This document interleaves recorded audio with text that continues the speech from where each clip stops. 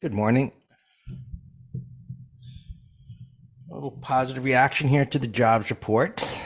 Let's see what it's doing. Oh, clearly, beginning of the day. We don't know if this bar is going to end this way. Well, a couple of things, a couple of concepts, looking at prices, looking at variations of what we might consider a buy setup. I thought I put them up there and I clicked something.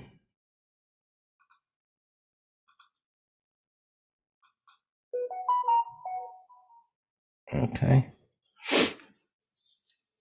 All right. So looking at the futures here, you can see they reversing yesterday's start of the move lower.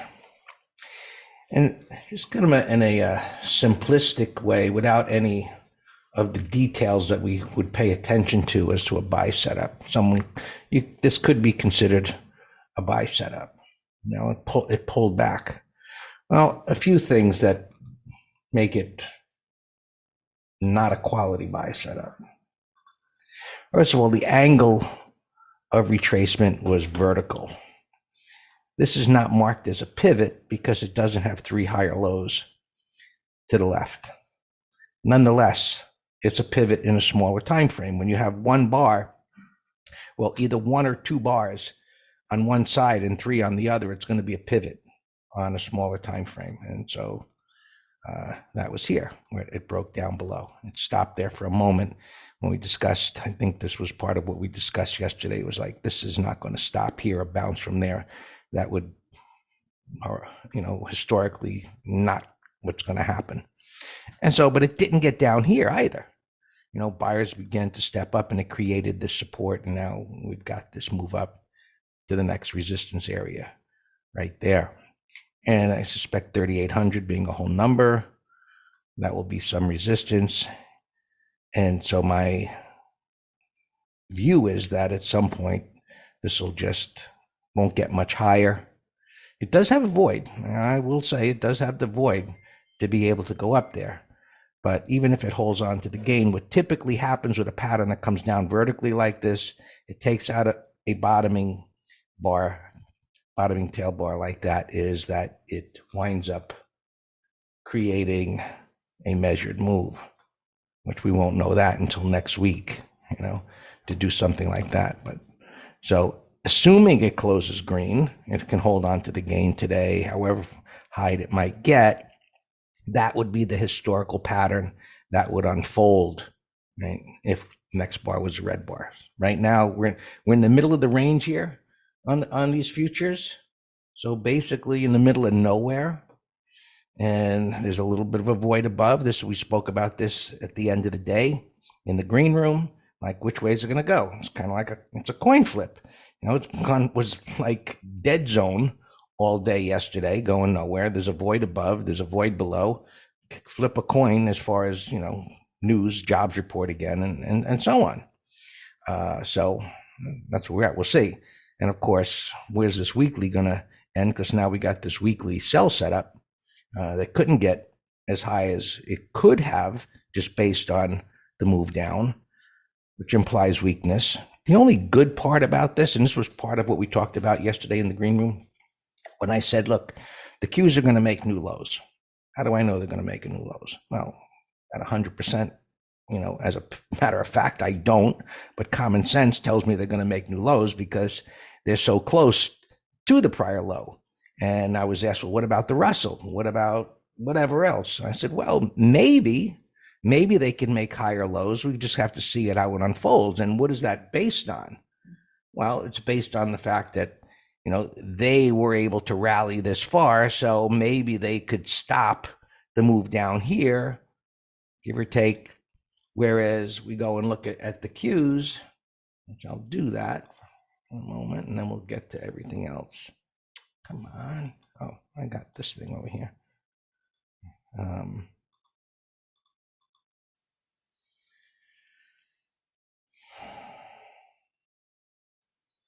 I mean, that's right here, right? Anybody want to bet it's not going to make new lows? I mean, it would be like one of those unfair kind of bets that someone, oh, I'll take that bet. and it's like it's right there. It's just got to drop a little bit, and down here. So we'll see. This is already at support. So while this is the weaker, right, obviously the weaker, this at this moment, because there'll be buyers here, look to the left, there'll be buyers here in this area, regardless of the news, this will have a tendency to put some support under all the markets for the moment, since this has come down to support where there are buyers. And so now we get this technical buying out of the way, right? Look, 1, 2, 3, 4, fifth day down into the area of support. Buyers show up. Yes, it happens on a consistent basis. Can it hold on to this? We shall see. If it does, how hard can it get? Yesterday's high, right here, is the first reference point of resistance. So that would be an upside target in the very short term. Let me see what happens when it gets there. Yes, so look, you say, well, why do we look at all of these markets? Well, first of all, is there an opportunity in this market versus another market? Is one showing relative strength versus relative weakness? What I'm explaining here is one at support where the other one is in midair, so to speak. There's no price support there. Somebody's probably got their fib line there or their proprietary exponential volume weighted 33 period moving average there. Who knows what, right? And so one market coming down to an area of price support where buyers are going to show up. You have another market in the middle of nowhere, right? Nothing to the left. Why does that stabilize? Well, institutions know those tech stocks that are beaten down, the Qs are down there at support.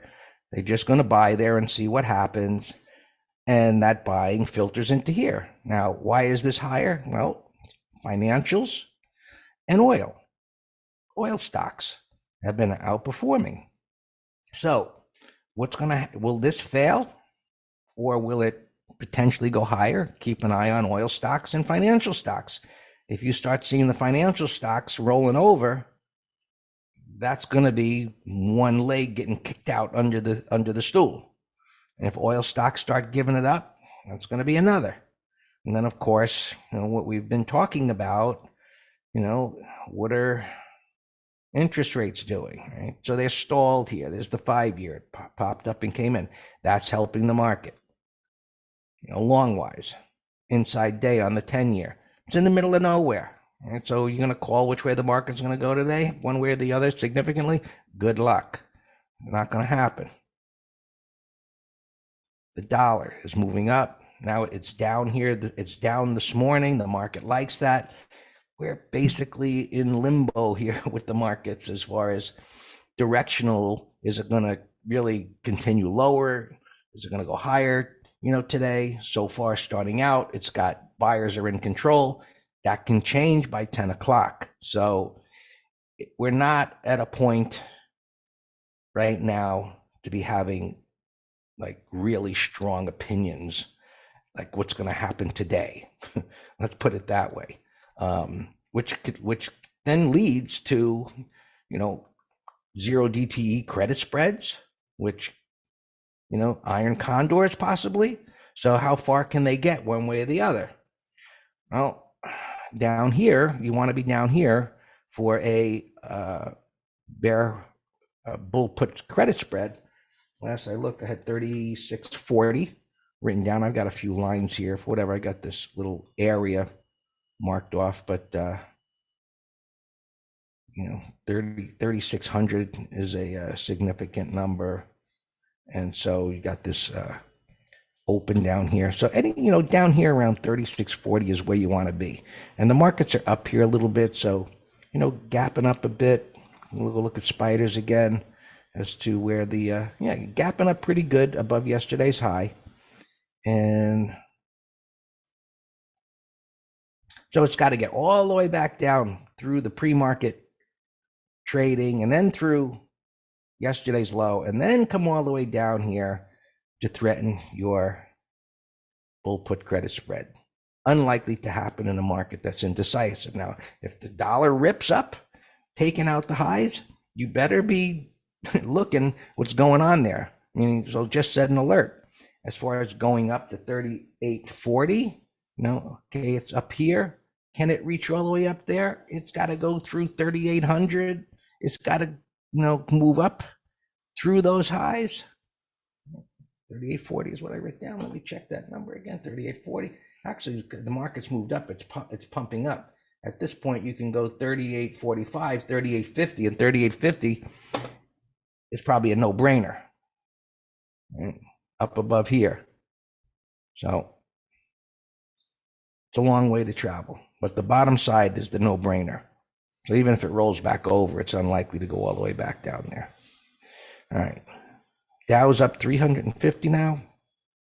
Vertical move down, wide range bar ending. It's just all part of the jiggles that's going on here now, whether it's a time consolidation or whether, as I said, next week, it reverses, assuming this closes green, and then waterfall to the downside.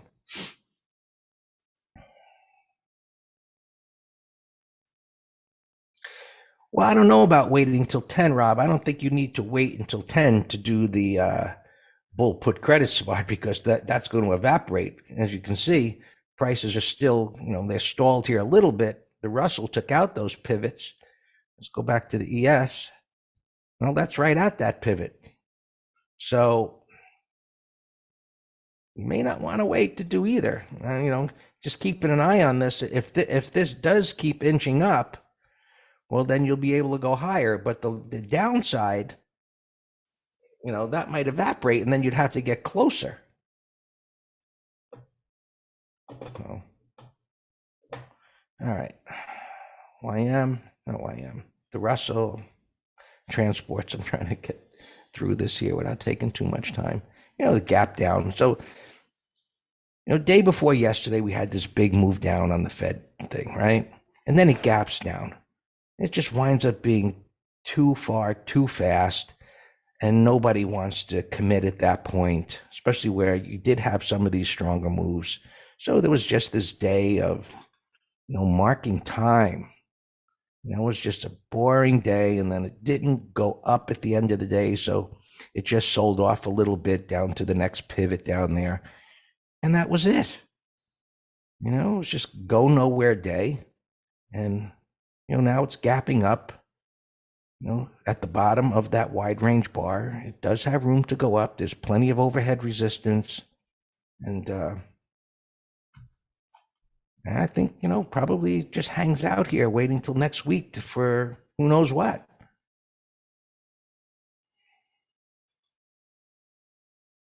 Some other news. Whoa, I didn't see that. So the dollar's down, this thing rips. So what does that tell me? It tells me that metal, those not looking for precious metals, they're just chomping at the bit at this point, just looking for anything to buy. Meaning, it doesn't have to be a great pattern. They're fixated on the dollar. This is still in a trading range, but it's making a bottom. I mean, maybe, just maybe, this idea of gold and silver being an inflation hedge is about to come to fruition. Meaning, with all this inflation, 40-year inflation, why is this doing nothing for the most part? It's indecisive. That's a nice wide range bar in gold. And I think it's a time to put your toe in the water. And what that infers is possibly a decoupling, now that the Fed has done as much, and the idea that they're going to slow down, that it just stops. Again, this is down from where it was yesterday, and this trading range, maybe it goes into a trading range for a while. And look, when the markets went into a trading range, or this went into a trading range, the markets rallied. So if this stays within this range, or stays near the lower part of this range, gold and silver could have a decent rally. Now, you got to keep an eye on this. If it breaks below here, they'll rally further. and possibly the markets will, but I'm not so sure the markets will, because I'm skeptical, thinking that it's possible that that could decouple. Now, that's the way the markets do things. As soon as you think something is so clear, you know, kind of like you better be watching everything to make sure that you don't have this decoupling and you get pounded. So the 10-year here is hanging, and here's the risk of this not going higher, is that it begins to come down while this is staying up there. Right? There's really little reason for this to drop off. And should that 10-year and 30-year start to pull back, these lines that are just hovering on the zero line are going to invert and go down below. I hear you, Alex. We've all gotten our poundings over the years from something or the other. But if you see the 10-year and the 30-year start to pull back, this is not going to pull back, because instead of 3/4, they're going to do a 0.5 point. Okay, that makes sense, But this, now those that have the belief that of the soft landing and no recession, when these lines go below zero, I don't know who's going to be out there with their pants down saying the same thing. So keep an eye on that. It's not something that changes in the moment. It's nothing to do with intraday trading, but you definitely want to keep an eye on that. And then look, if you're here, if I don't mention it pre-market or in the green room, just say, hey, Greg, where is that? And we'll take a look at it. So there you have it. All yours, Dan. Happy Friday. I didn't look at crude oil. Popping up. That's going to get some attention. Oil going up, gold going up.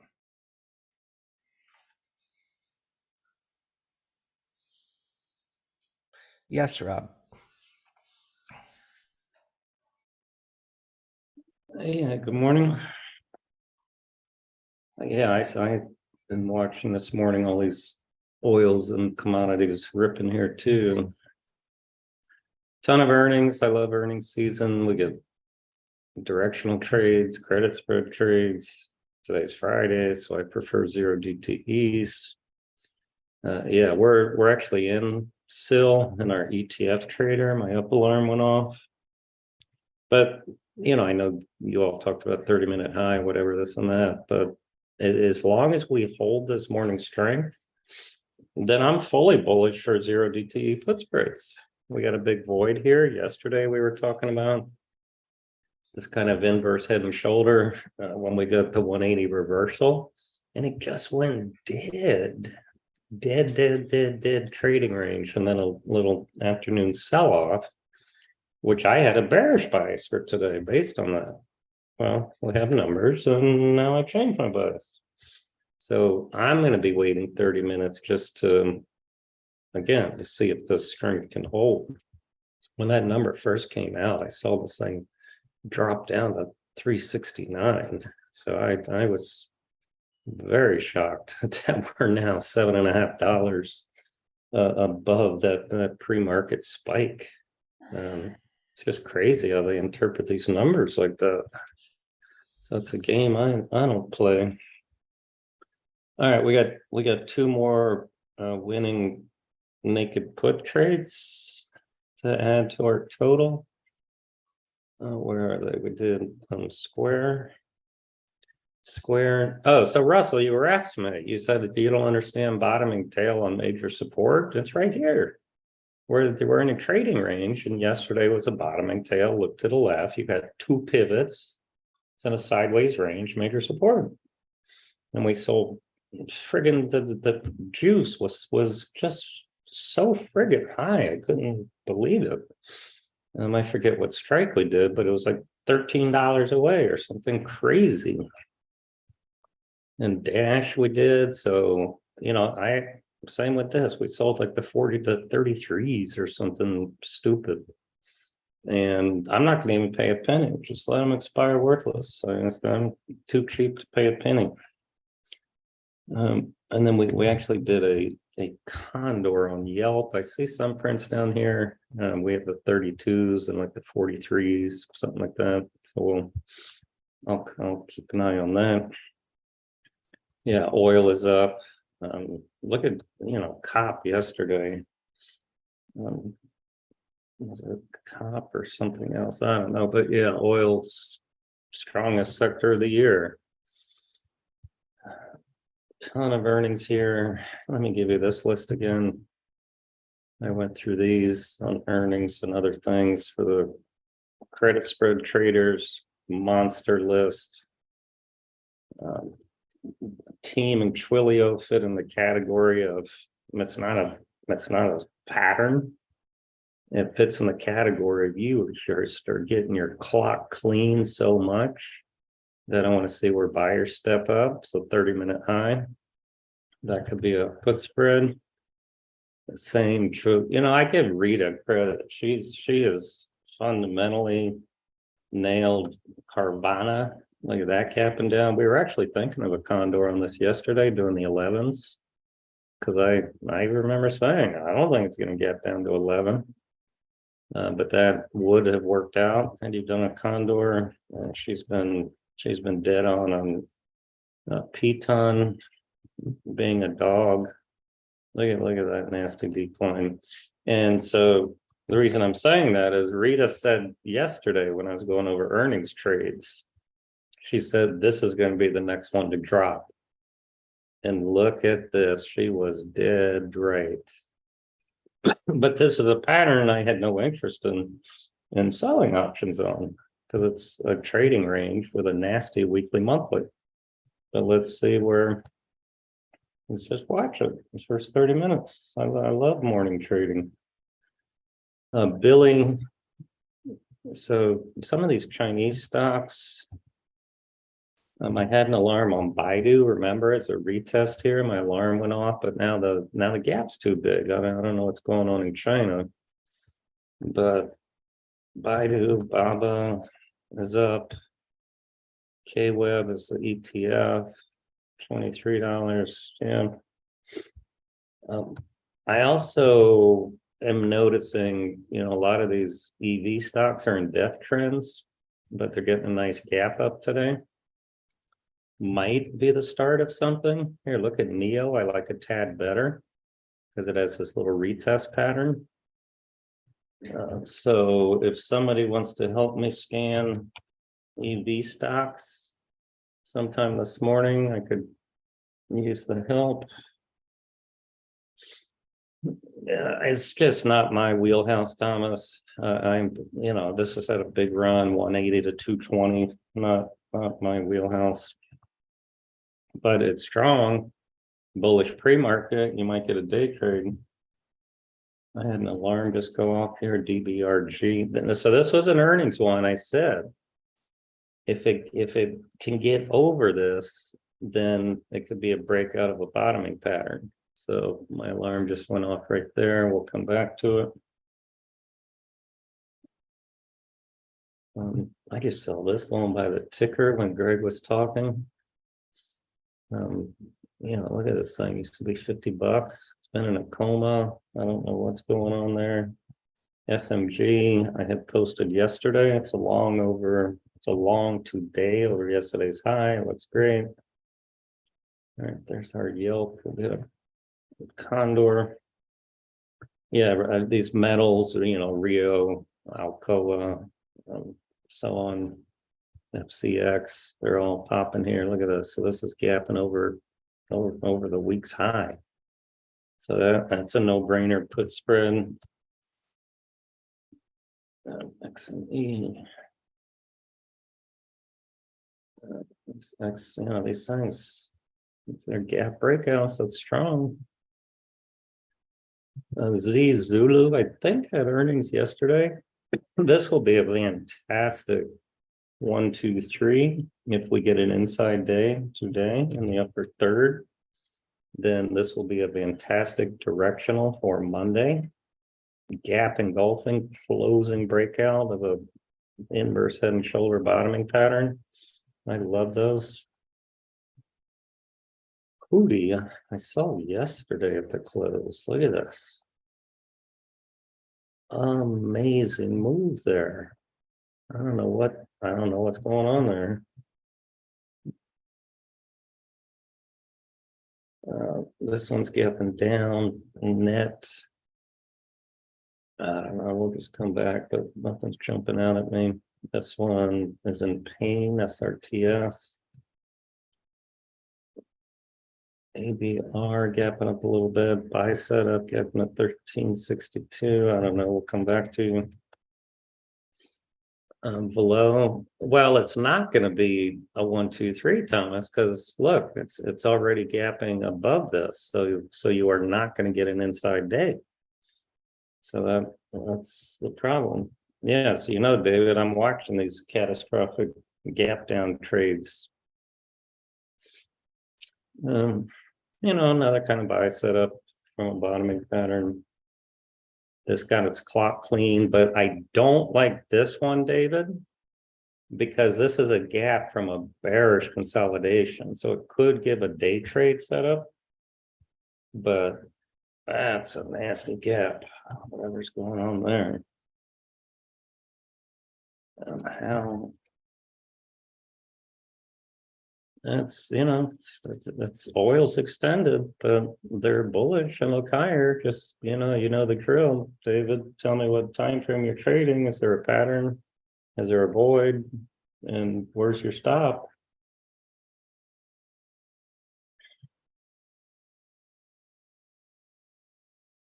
All right, our Yelp.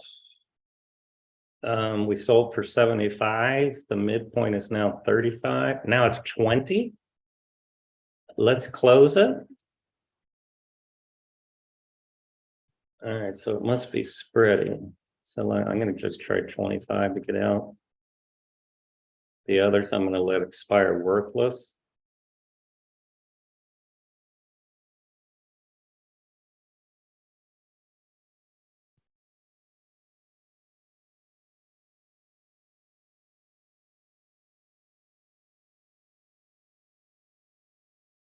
This BEPC, little gap breakout, that's worth watching. All right, Yelp, gap of support. We were short the 32s. We're at 50% of max profit. So Greg, we got another 3 for 3 to add to our cumulative list. What do you think of Tesla for a bull put credit spread for today under yesterday's low? Absolutely, I already have it posted. Absolutely. It's on the, no juice. yeah, but I posted a monster list. DVAX, if someone wants to look, alarm, know what it looks like.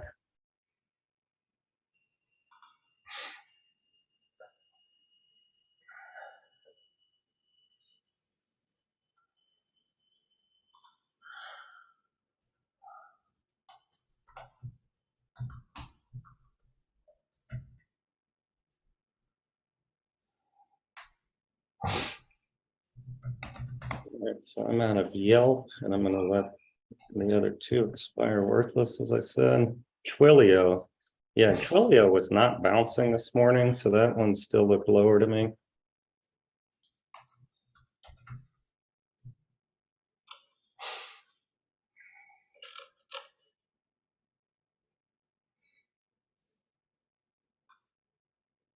All right, we got a nice out on Yelp there on that small little bounce.